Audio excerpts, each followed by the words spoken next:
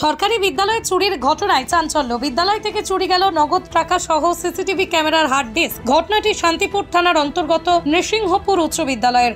গতকাল রাতেই ওই বিদ্যালয়ে দুঃসাহসিক চুরির কাণ্ড ঘটিয়েছে দুষ্কৃতীরা। আজ সকালে বিদ্যালয়ে গেলে চুরির ঘটনা সম্পর্কে জানতে পারেন শিক্ষকরা। বিদ্যালয়ের প্রধান শিক্ষক জানান, নৃসিংহপুর উচ্চ বিদ্যালয়ে প্রথম এই ধরনের কোনো ঘটনা ঘটল। পাঁচটি আলমারির তালা ভেঙে দুষ্কৃতীরা চুরি করেছে। আলমারিতে থাকা 10 থেকে 12,000 টাকা চুরি হয়েছে। সিসিটিভি ক্যামেরার হার্ড ডিস্কও চুরি হয়েছে। পুলিশকে জানানো হয়েছে, পুলিশ ঘটনার তদন্ত শুরু করেছে। স্যার, মূলত এই যে চুরির ঘটনা আপনার স্কুলে হয়েছে, কি কি ঘটনা ঘটেছে এবং কি কি চুরি গেছে? আমরা এসে দেখছি আমাদের সব হেডমাস্টারের ঘরের, আমার ঘরের 4-5টা যে আলমারি, সব কটা আলমারি ভাঙা এবং আলমারি লকারও ভাঙা।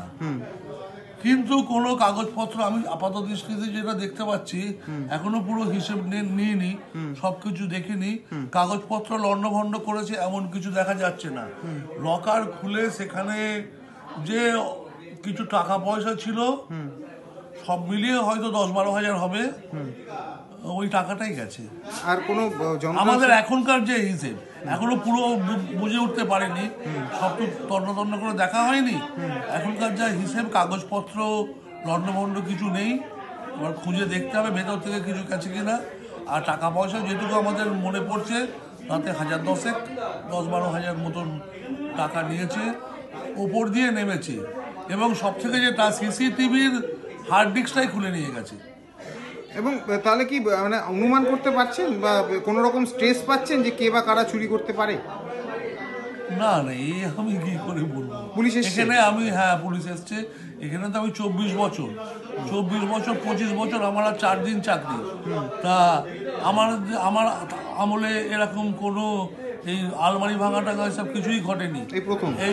এই আমার জীবনের শেষে একটা ঘটনা ঘটলো। আচ্ছা, সব থেকে বড় কথা, এই যে চুরির ঘটনা ঘটলো, সেক্ষেত্রে রাতের বেলা কোনো পাহারাদার স্কুলে কি থাকে না থাকে না? না, আমাদের যেটা সরকারি রুল, তাদের তো নাইট গার্ডের কোনো পোস্টের ব্যবস্থা নেই। নাইট গার্ড বলে আমাদের কোনো পদ নেই, কোনো স্কুলেই নেই। সুতরাং নাইট গার্ডের কথা ওঠে না, যেহেতু নাইট গার্ডের পদ নেই। থানায় কি অভিযোগ জানাবেন চুরির বিষয়ে? হ্যাঁ, চুরির বিষয়ে তো আমাদের অভিযোগ অফিসিয়ালি জানাতেই হবে। থানা, আমাদের ডিআই, এডিআই সবারই কাছেই জানাতে হবে।